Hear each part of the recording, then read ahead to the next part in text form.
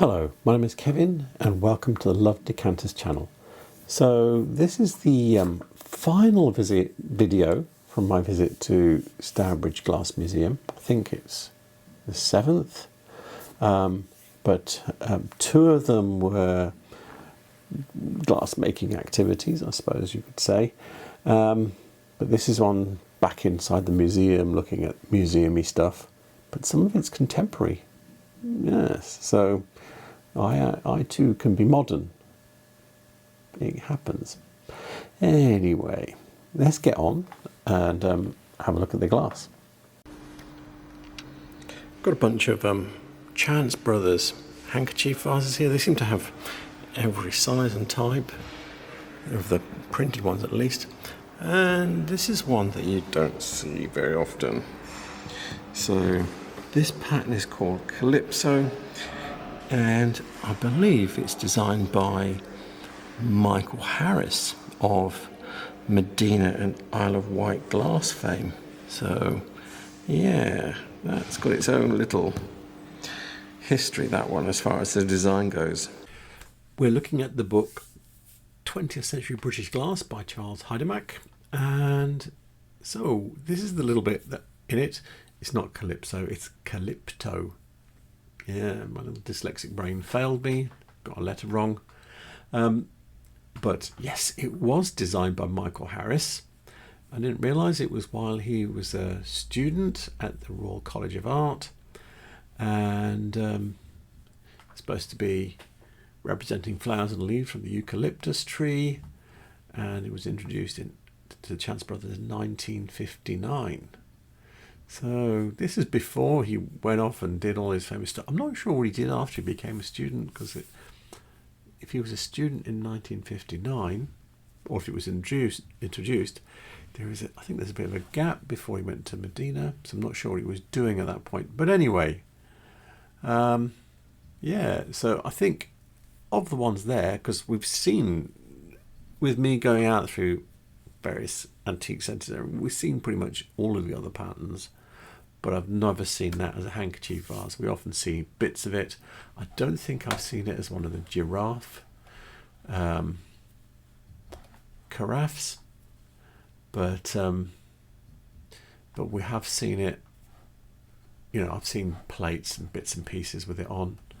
So yeah, it's interesting because Michael Harris' name is on it in the design, so that's what makes it, even though it's not really a handmade thing, it's transfer printed machine made glass, it still has the Michael Harris name on it.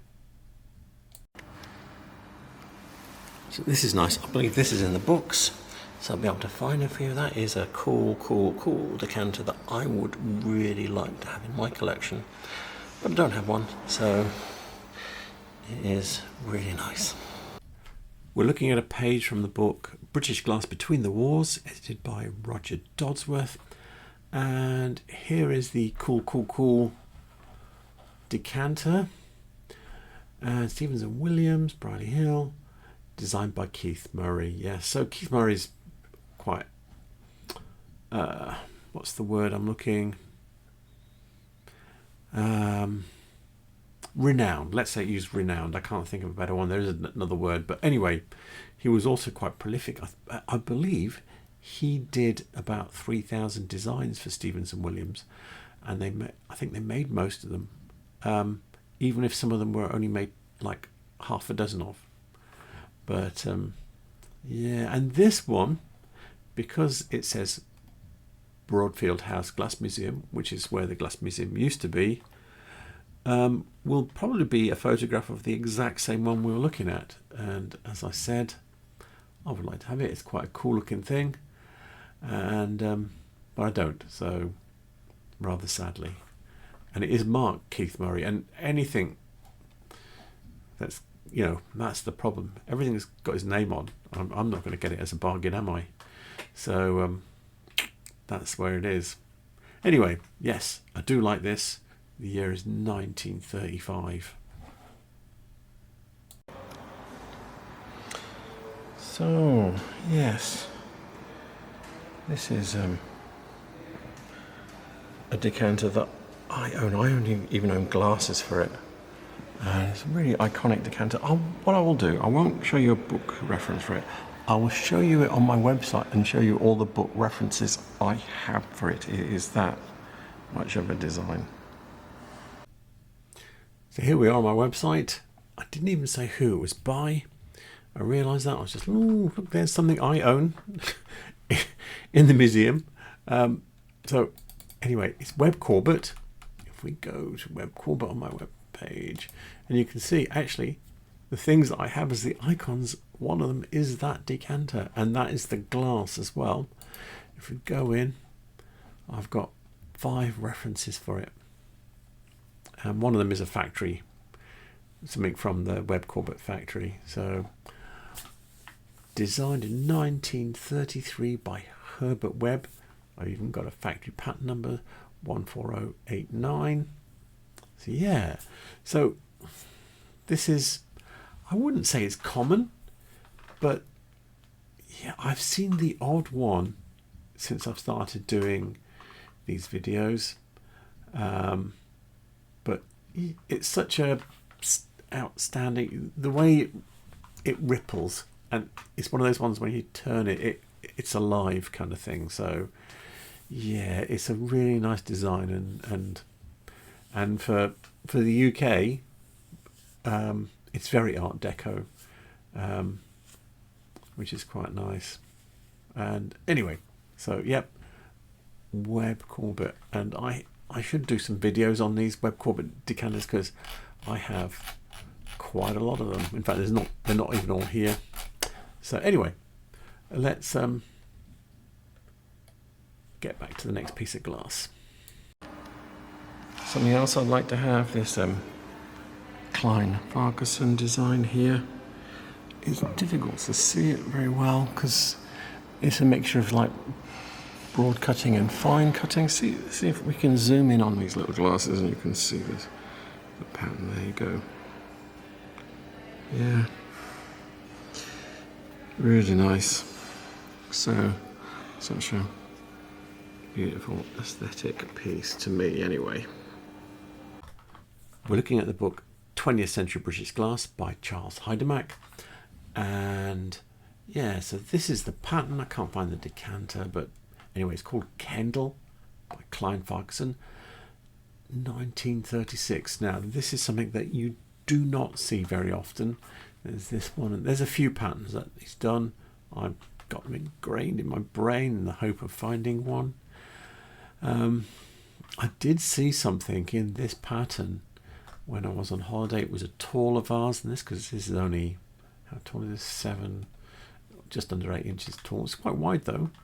But yeah, so this one thing was about 10 inches tall. And I was at a flea market in France when I was on holiday, and I'm thinking, I'm in France and I know what that is across the way. And I went rushing over thinking it's bargain time. The only problem is it's fully signed, and that scuppers you really, because they had €250 on it.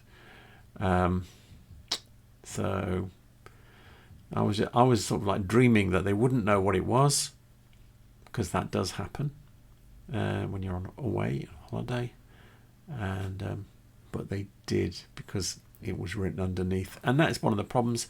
Some of these things are hard to get as bargains when they're done by, you know, limited numbers. So this is like 10 over 250, I think. So anyway, Klein Farquharson, really nice designs, very geometric-y art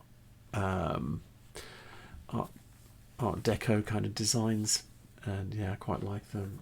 And although he was working for John Walsh, yeah, I should have said at the beginning, I've got some other things that are similar-ish done for Webb Corbett, so which are not signed.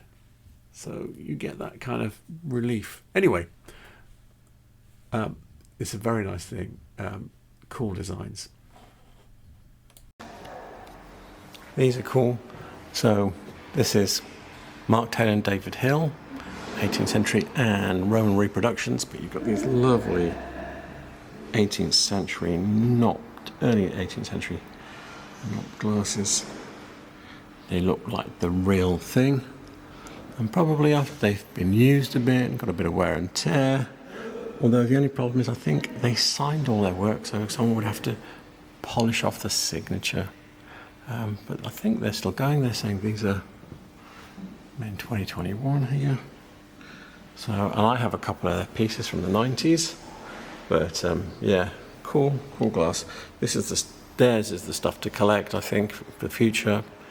It's such a, yeah, it's reproductions of style, but the skill.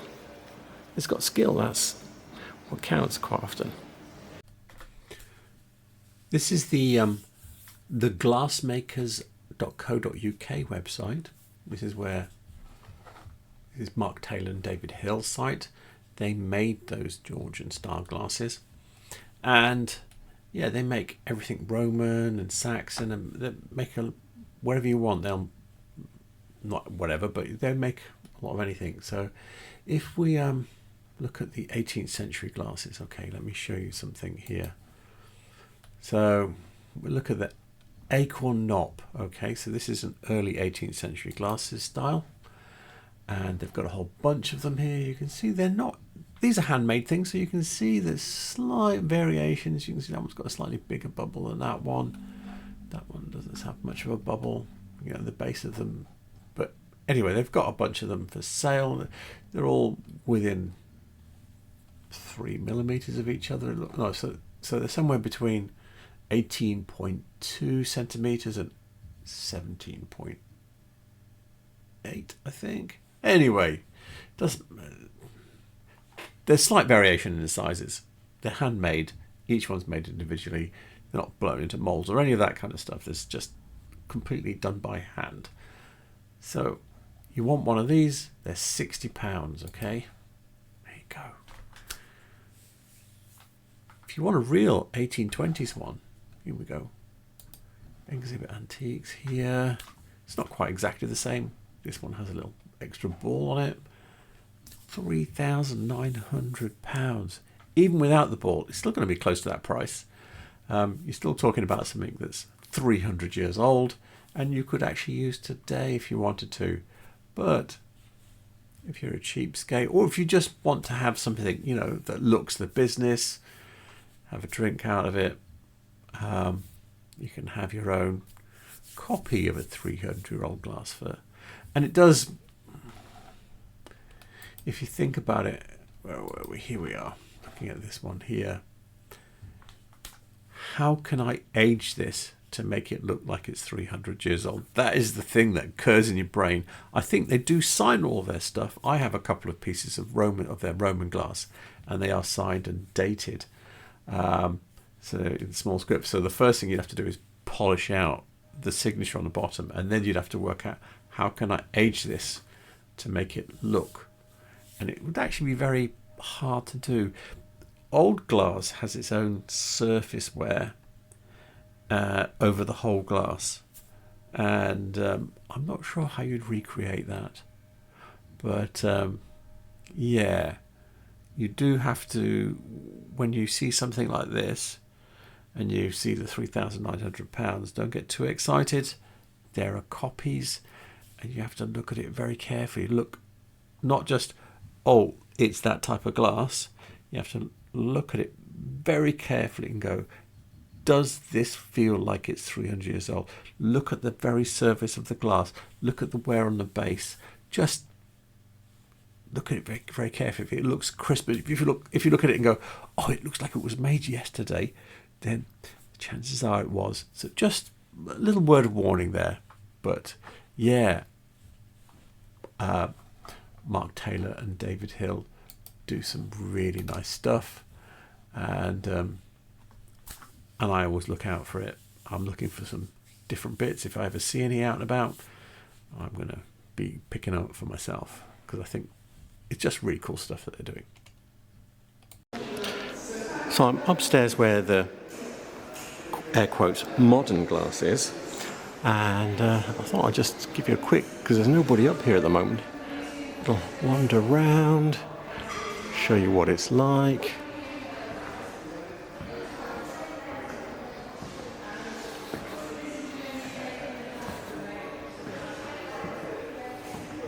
So this is properly modern glass here though, and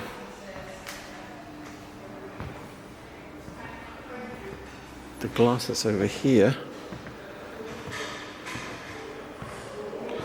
this is for sale.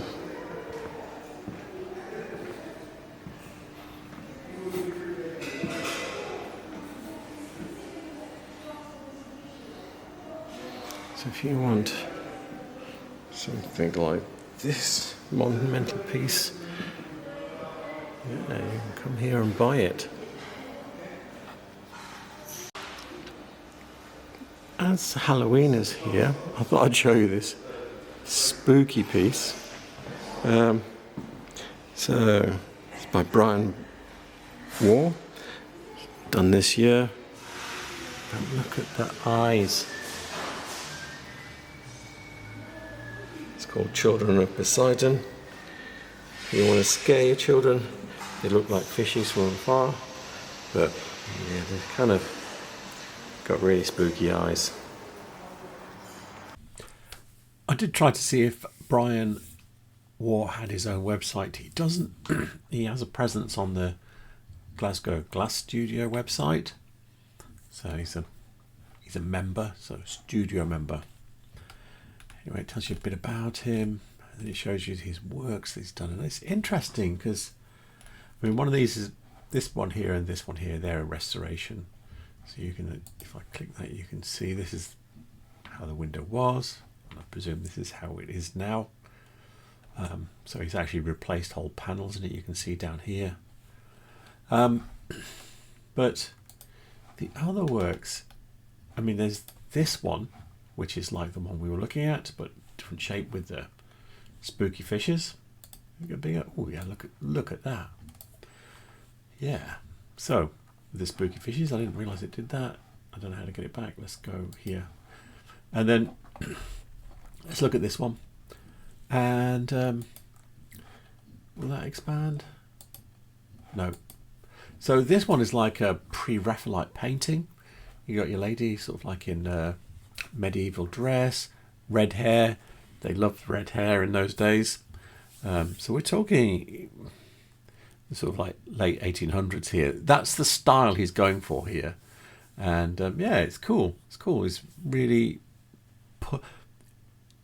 If I didn't know it was by a guy whose website this was, I would think, oh, look, pre-Raphaelite window. But clearly it's not. So amongst all the modern glasses here, what would I take home and put in my house? And might surprise you, I would go for this bottle here. Oh, can he bend his knees? Did you hear that? Yeah, that's me. Look at that. I quite like that. That's a cast piece, and it's just so organic. It would have to live on its own, maybe in the middle of the table. The fruit bowl would have to go somewhere else, but yeah, I really like that. And it's by, who's it by? Dear me, look, Joanne Ballard, Wolverhampton, England, 2000. So it's almost a vintage piece.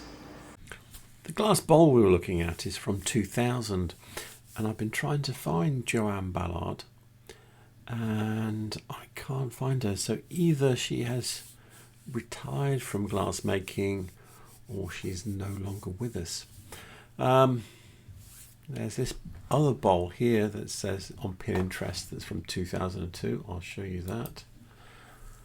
So it's from 2002, and it's in the National Museum of Scotland. It looks very like the one we were looking at. I don't think it's quite the same. I might be mistaken. I've also found, oh, what's that there? Is that open? No, that's a different bowl altogether.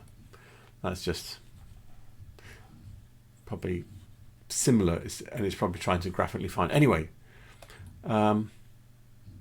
and I found one bowl that was for sale, or sold it is, and it's not very big. It's only 19 centimeters, which is about 8 inches across, and it sold for £90, and that was in 2002 though. So yeah, probably there are chances for more of a work to appear. It was probably not made in high numbers though. Just the centrifugal casting that was used to make that is very technical. You need the kit, especially if you're doing it as an art glass. I spoke to another artist who was using it, and she only made like 5 pieces of each bowl that she made, so it would be something made in very low numbers. But yeah, I can't find out anything more about her than she made these bowls, and that's it. So I hope you enjoyed that. Yep. So yeah, no more videos from Stourbridge Glass Museum. I'm not even sure what my next out and about is. I'm going to do a few more home ones first, and then I'll find somewhere to go, if they'll let me. And yeah, so anyway, I hope you enjoyed that. I will leave all references I used in the description below. And what else will I do? Yes, I will leave you all the contact details for Stourbridge Glass Museum. You've got to go. If you collect glass, you've got to go. And please remember to like and subscribe, because it really helps my channel. Yeah. So have a good night. Good night.